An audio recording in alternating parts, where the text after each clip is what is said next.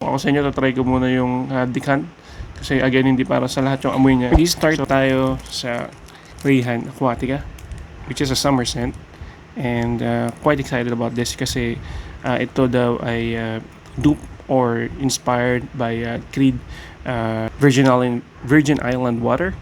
So, yun natin. I haven't smelled the original. Let's see what will be the smell or ano yung scent nito. Bote niya. Spray natin. So, let's review the cup first. Yung cup niya ay pull-up cup lang. Hindi siya magnetic. So, medyo naamoy ko na siya. Bali, this one is citrus and may sweet and coconut smell din siya. Ayaw kay Fragrantica. And, may konting vanilla. So, maamoy natin syempre yung konting tamis. And meron din siyang lactonic. So, probably, I think that's gonna be like smelling like a water. Ganon. So, try natin spray sa balat natin, ano?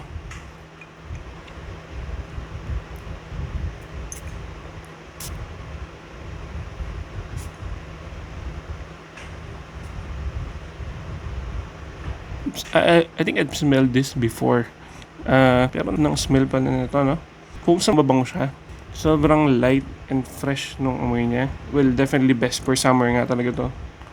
Pwede mo rin naman suotin ng gabi, depende sa'yo. Pero nangingibabaw yung this one, nangingibabaw yung kanyang lime. Medyo malakas yung lime niya, no? Hinahanap ko nga yung coconut. Meron, naamoy natin yung coconut, pero yung lime niya talaga yung maamoy mo. Tsaka yung mandarin. Orange, medyo may konting orange na smell. So, hindi masyado mataas yung tamis. Hindi talaga siya mararamdaman yung tamis tsaka yung vanilla. More of yung orange, yung lime, tsaka yung coconut, yung maamoy mo sa simula. And then, meron siyang mga floral I think because meron siyang jasmine, tsaka yung... So, halo siya. Citrusy na may floral. At the same time, may konting tamis. So, for me, napaka-complex nung amoy niya. But, siguro i-rest ko pa to. Baka medyo humina yung citrus na konti. Medyo malakas yung citrus niya. That's what I'm expected kasi may coconut milk na note. Especially sa top notes pa yung coconut niya. So, medyo musky rin pala siya ng konti, Yung rum na sinasabi sa notes, hindi ko siya maramdaman. Siguro dahil mamaya pa siguro yun pag nag-dry down. Wait natin siya mag-dry down. So, projection. So, sabi sa Fragrantica, yung longevity daw niya ay moderate lang. Going to long lasting. So, I'm expecting hanggang mamaya nasa braso natin to or nasa kamay natin to. And yung kanyang sillage, moderate lang din daw. So, probably maamoy ka siguro to within 1 meter na makatabi mo, Pero, hindi naman siya nakakaisamoy yun So, parang okay din, But yan, medyo nagda-dry down siya. Naamoy na natin yung coconut milk. So as per this one, sobrang goods.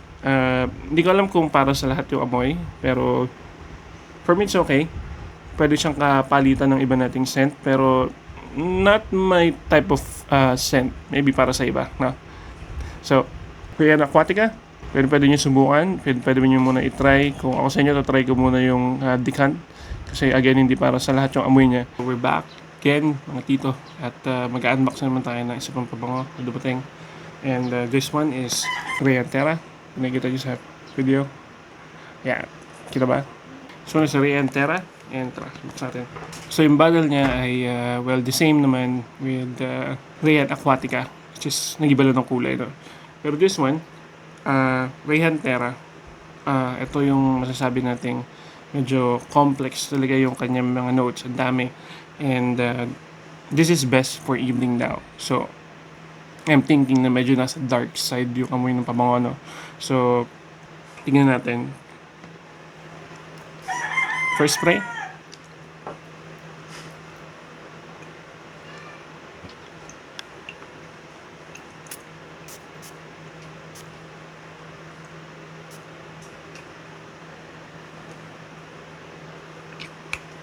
Okay. So, ang kanyang mga chords ay amber, warm, spicy, aromatic, balsamic, may konting citrus at vanilla, and woody, and sweet. Yun daw yung kanyang mga chords. Now, what I can say ay This one smells like our Amber Empire. Complex lang yung notes na itong Reyhan Terra, no? Pero nasa dark side talaga siya. And ang mga naamoy ko dito ay citron pepper, that's first. Maamoy mo siya. Coriander, nandun din. Naging familiar ako sa amoy ng coriander dahil dun sa Verac Silver. And what makes it interesting is yung kaamoy niya si Amber Empire. So ito ay almost malapit sila. So kung meron ka na nito, baka hindi ka na kumuha nito. Kung meron ka na nito, baka hindi ka na kumuha nito. Kasi pag inamoy mo siya sa balat, though maybe sa dry down magbago, masasabi ko na almost magkahawig yung amoy nila. So depende na talaga sa'yo. Pero that's what I can say with Reyhan Terra. They almost have the same amoy ni Amber Empire. Because again, nag-revolve sila sa amber. And amber warm spicy. That's it. So, review ng iba sa longevity and projection. This one is better. So, malakas daw yung kanyang better dun sa Amber Empire. Malakas yung kanyang projection. And yung kanyang longevity ay maganda rin. So, will I recommend this? Kung meron na kayong mga iba pang pabango na amber and warm spicy, umiikot yung accords. So, I might not. But again, this will be, depends on what you want to do with your money. Huwag nyo lang susutin sa tanghali. Kasi I think sa tanghali, nakakasakit ng ulo to. Or pag mainit. Dahil, yun nga, warm and spicy yung kanyang amoy. Best for evening, best for cold weather, best for air-conditioned area. Doon ma-appreciate talaga kayo. So this is Nadia Latafa Intense. So meron na tayo nung Nadia Latafa na black. Yan, meron na tayo to. So try natin to. They said na inspired to sa JPG Lebeau Paradise Garden. Malalaman natin. Yung mga accords niya is aromatic, fruity, sweet, and more in green. And sabi nila fresh and marine daw. So again, best for summer. Bakit ito pinipili natin? Kasi summer na. And at the same time, mainit na sa Pilipinas. So, namimili tayo ng mga pabango na best na gamitin pag ganito kainit. This is a battle. So, malalaman natin kung ano meron sa kanya. Ano. So, sa notes niya, sabi dito ay pineapple, apple, mint, ginger ang kanyang top notes. Then, meron siyang lavender, geranium, and marine notes. Probably marine notes yung mga something na malapit sa feeling ng water or fresh feeling, ganun. And meron din siyang tonka bean, sandalwood, moss, and patchouli. So, tingnan natin kung ano yung una natin maamoy once na binugan natin. As always, cup review. Ang cup niya is pull-up cup lang, hindi magnetic. And add atomizer.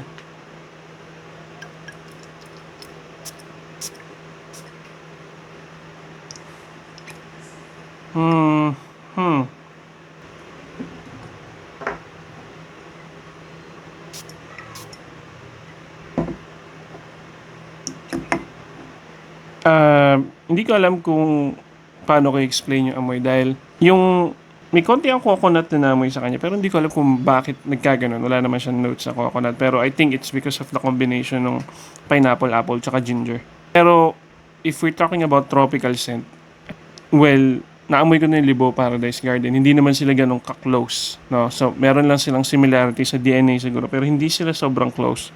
Oh, I think bakit ko para naamoy yung coconut. I think because of the lavender na meron siya na humalo sa pineapple and then the apple. So, sobrang tropical yung smell nito mga tito. I think this is also good kahit gamitin mo ng gabi.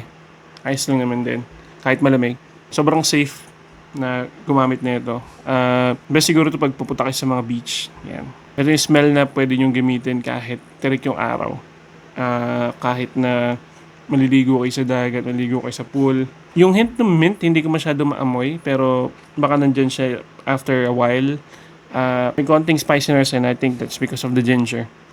And so sabi sa Fragrantic ang kanyang projection at ang kanyang longevity is naglalaro ng moderate to long lasting. So I'm thinking na pag in-spray nyo to, in-overspray nyo siya, mga 6 to 7 spray sa balat, sa katawan. Maamoy ka siguro again, one to 1.5 meter ng katabi mo. And longevity wise, if it's just moderate, then probably around 4 to 5 hours sa balat, and then couple of hours din sa damit. So, would I recommend this? I think mas pabor pa rin ako dun sa Latafa Black. Mas gusto ko yung amoy nito kaysa dito. Pero kanya-kanya tayo ng pang-amoy, subjective. So, kung kayo ay fan ng mga DNA ng Libo, which is may coconut and meron parang mga tropical vibe of perfume, then definitely you can Nadja Intense. So, again, subjective bang ilong, depende sa gusto nyo.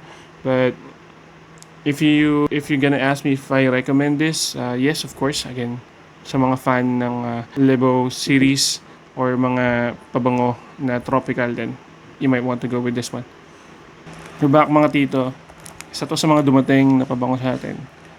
Alam niyo na ano to, favorite ng lahat to. Hawas Ice by Rosasi. So, this one, wala tong, as far as I know, wala siyang dupe. Actually, siya na nga yung dinudupe ngayon. But, mariremind ka sa smell niya ng, syempre, na ibang pabango. So, tara, unbox natin.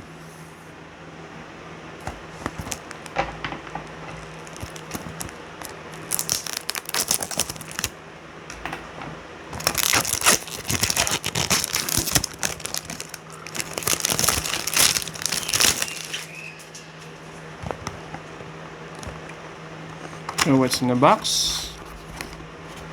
Straightforward lang yung box niya, no? Yan. Ito na siya.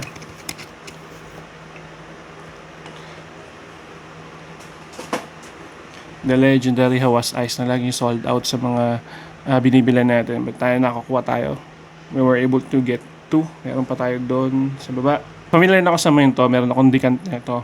And I think, naintindihan ko bakit lagi siyang sold out. Kasi nga, sobrang easy to wear na pabango to. At the same time, pwede siya sa, sabi nila youthful lang daw, pero I think pwede ito sa kahit anong edad, ano? Dahil, nung naamoy ko siya, parang, ano siya yung fruity, citrusy, and sweet siya. So, sobrang fresh talaga ng pakiramdam na parang bagong ligo ka lang din talaga. Malinis yung amoy mo. Sa longevity, they say this can last 7 to 8 hours sa balat. And then more than sa damit, 8 to 9 din yan. So matagal talaga yung longevity nito. Sa projection, malakas talaga yung projection niya. Nagamit ko na to using yung decant. So that's the importance of buying decant kasi hindi mo man mabili pa yung full bottle, maybe dahil wala kang ma-orderan or mahal pa para sa'yo. At least maamoy mo na siya in 3 ml, 5 ml, kung anong cash sa budget mo. Malalaman mo na kung babagi ba sa iyo yung scent or para sa iyo yung scent. So that's why we promote Decant, ano. Singit ko na lang yung page namin, yung Tiny Elixirs Perfume Co. So cup test, lagi tayong test ng cup.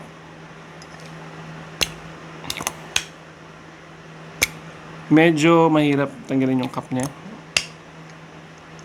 Kailangan ng konting force, pero hindi siya magnetic, no? So, pull up cup with lock. So, try na natin itong kanyang atomizer.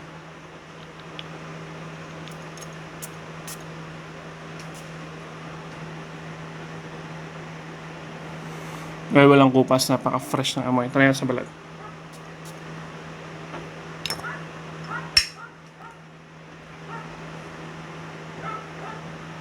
Walang kupas talaga yung freshness nitong Hawas Ice.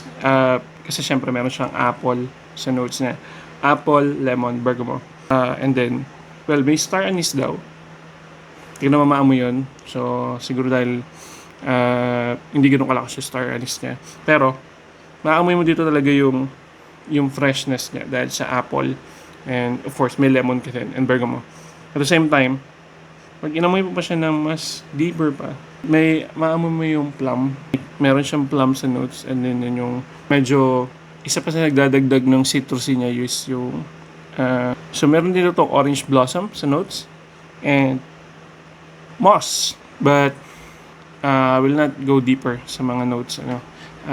For me, if you will just ask me subjectively kung mabango siya, yes, mabango siya. Can definitely wear this day or night, depende sa'yo. Kung gusto mo lang mag-amoy na fresh, bagong ligo, very light, you can go with this. And again, naintindihan ko kung bakit ang hype ng pabango na to. Because hindi lang siya hype, napakaganda nung binibigay niyang performance when it comes to the actual usage niya, no? And then for the price, napansin ko medyo tumaas na siya from the last time na nakita ko siya. Medyo siguro dahil nga sa demand sa kanya and then sa hype din. Pero if you're gonna ask me, mura pa din to versus sa ibang katapat niya like yung mga Invictus. Because this one, sabi nila, will remind you of Invictus Aqua. This will remind you of Invictus Aqua. And kami din siya nung Hawas OG. But I think this is more on the fresher side. So, yep. Hawas Ice, recommended. Yes, get one on your collection kasi best siya talaga for everyday use. So, you can also try Decant now. Thank you.